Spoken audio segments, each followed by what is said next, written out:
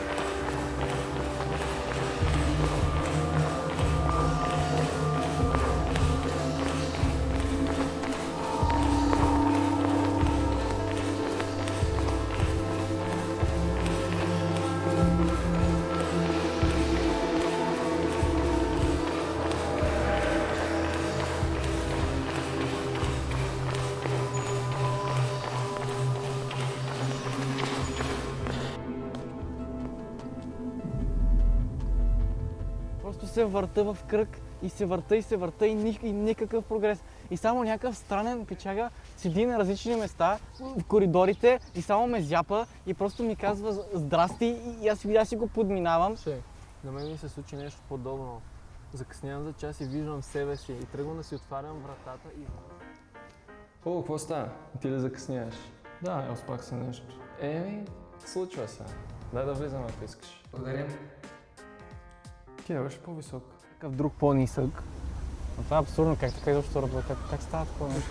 При мен стана по-гадна ситуация, бе, хора. Отивам си в лекцията, влизам вътре в университета, гледам някакъв ме снима. Викам, добре, сигурно за някаква задача.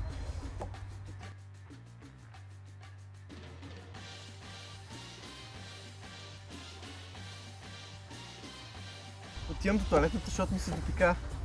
Влизам, свършвам си работата, излизам, отивам си мия ръцете, слагам си сапуна, поглеждам към огледалото и го гледам нашия така с телефона.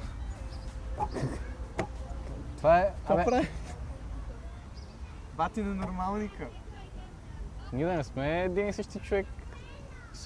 Беше някакъв нисък с зелена тениска. Нещо подобно, да. Същия.